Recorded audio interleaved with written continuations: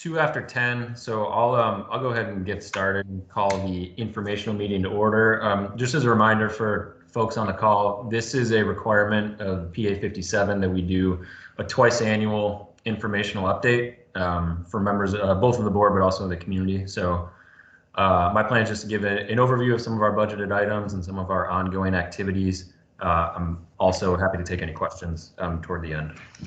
So that I will jump right in to the next slide. So starting with our goal 1 and our work around the river. If anyone was on the DDA board meeting previously, you saw a number of initiatives get moved forward, many of them around infrastructure improvements, really focused on the Riverwalk and also some key access points.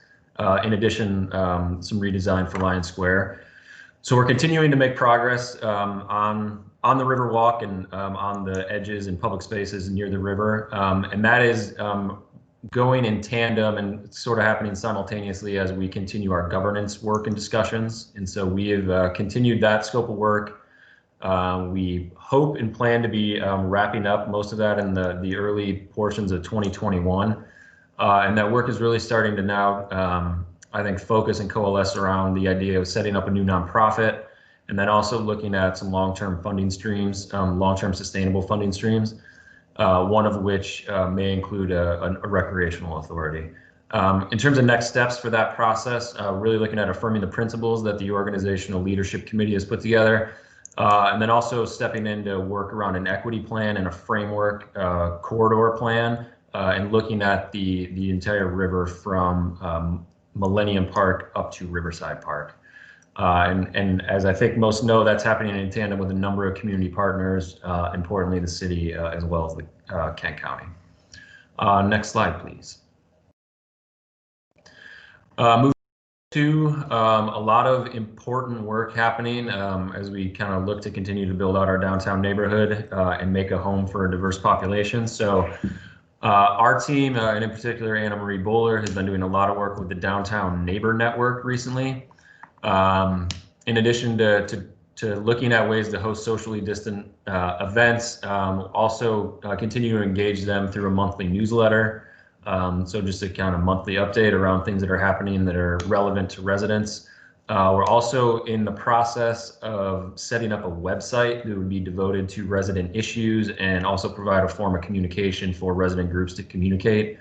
And then in addition to events, things like, continuing to look at ways to gather. So things like happy hours and things like that, all of course in a socially distant manner. And through the summer, really relying on the work that had been done in the social zones to create an opportunity for residents to continue to build their community.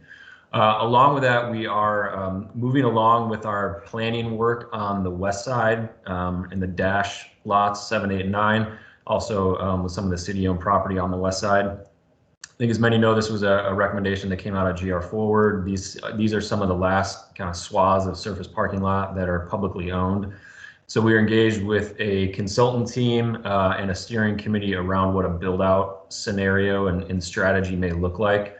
That work is progressing along well with the steering committee. We expect that we'll have recommendations available for consideration and kind of strategies for toward the end of the year. And we'll report that out both to the DDA board as well as our DGRI board of advisors. Next slide, please.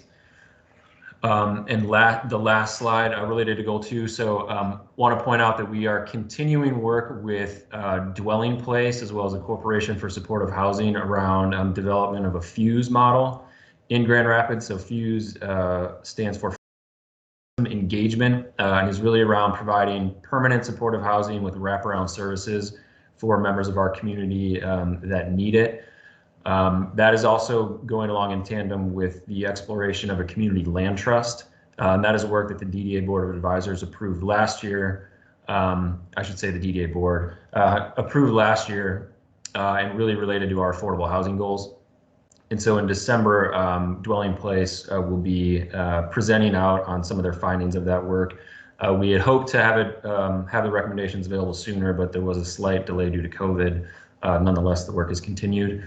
And then lastly, just wanted to point out and highlight the work of our ambassadors team.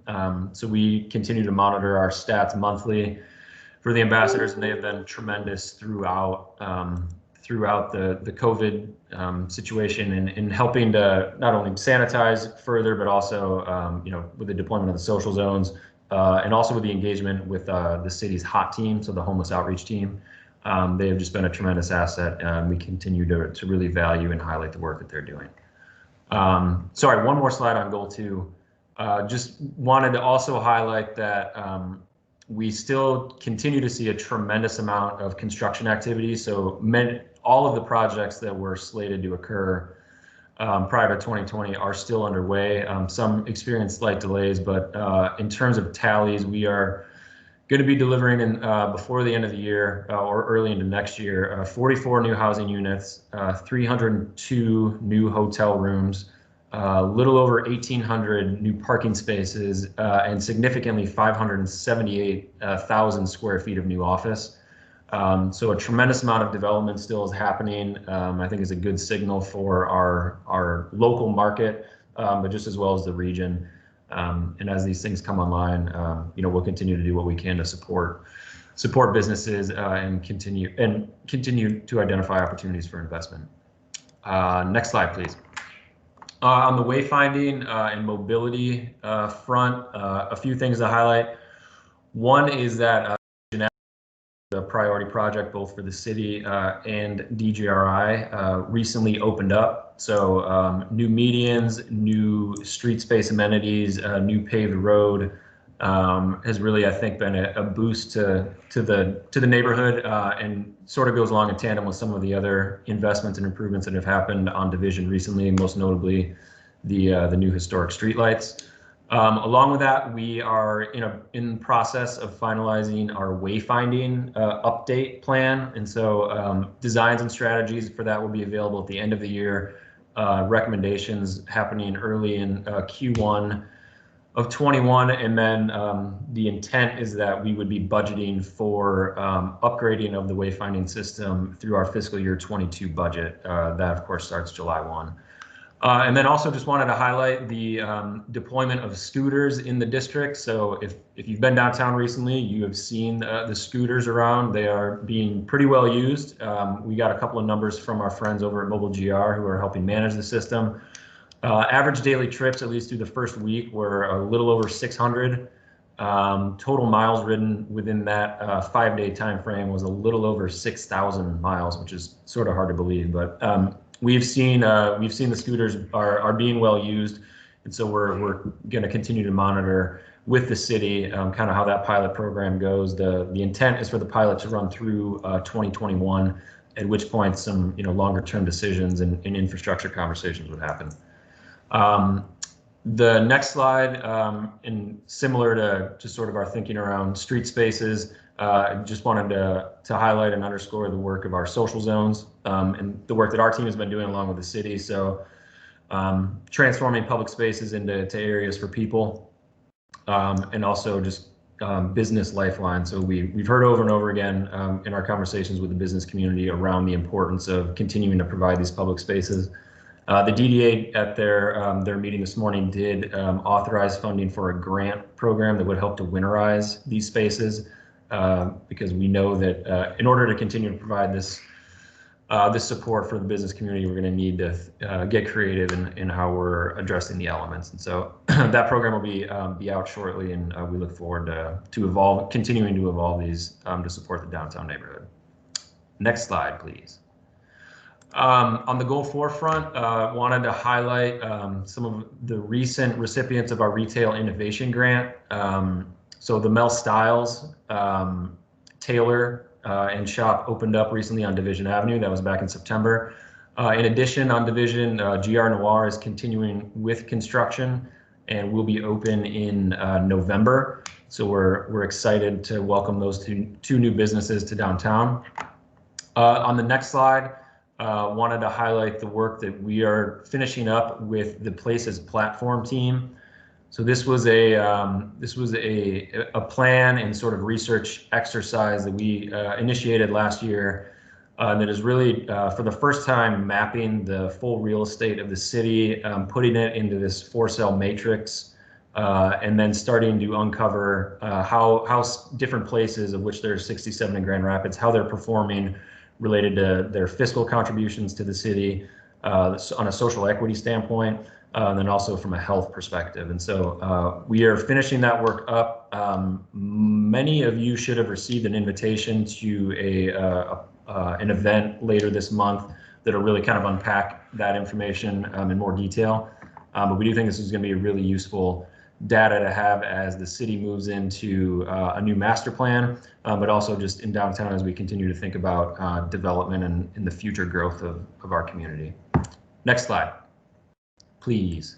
The last few things I'll highlight are on Goal 5 and our public spaces as well as programming. So we have had a very active summer through our public space activation team, as well as continuing with some events. So a few things to highlight. One is the tremendous number of new murals that have arrived on the downtown landscape. So many of those have been through work that we have commissioned. So think about the Women's Ways activity and the new murals happening there.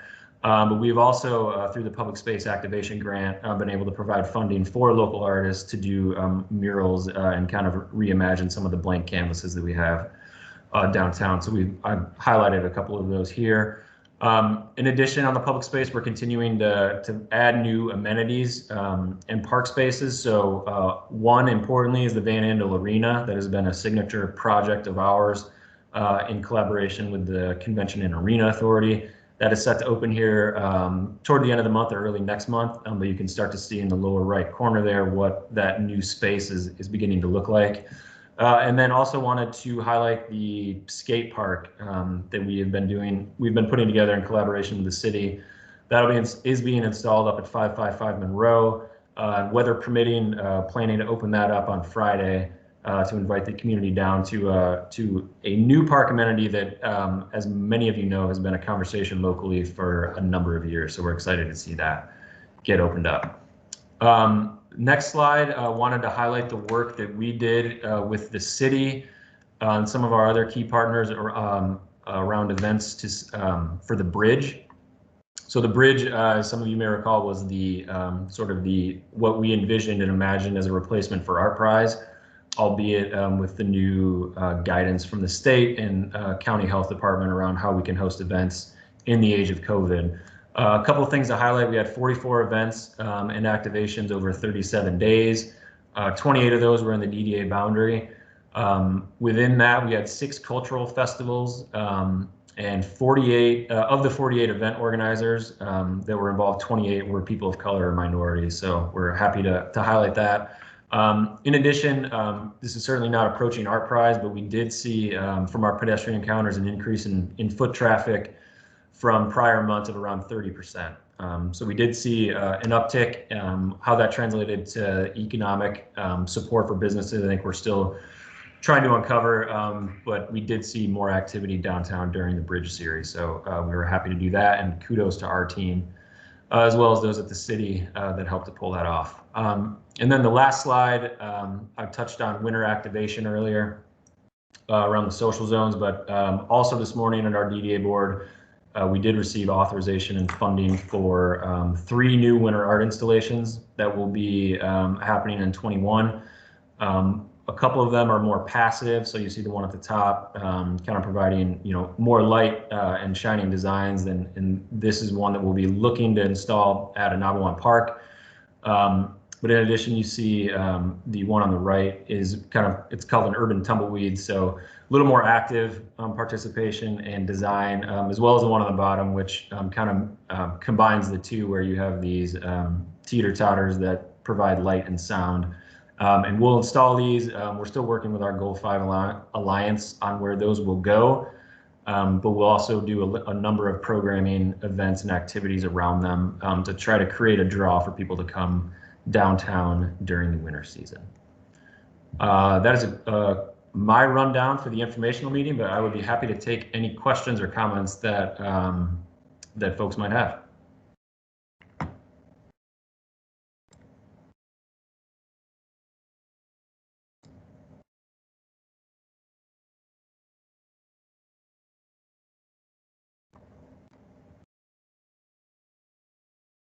Seeing no questions or comments, you can give give maybe just another few seconds if anyone had anything they wanted to add or offer. But if not, this was an opportunity to give you an informational update. You can always, I think most of you know how to reach myself and or our team. So if anything on this piqued your interest or you want to learn more about it, please feel free to contact us. Hey, Tim, I hate awkward silence. Thank you. Thank you. Okay, it's big. Thanks, Sean. Appreciate you jumping in. It's good to know my microphone was working throughout that. I would have stopped that. I would have texted you if it wasn't. You get 5 minutes into those things and you're like, wait, is anyone listening to me? But great. We heard it you. What was that? We heard, yeah. Good. It was good. All right. Well, thank you again for joining, and we'll let you get on with the rest of your Wednesday. Thank you, Tim. Thanks, everyone.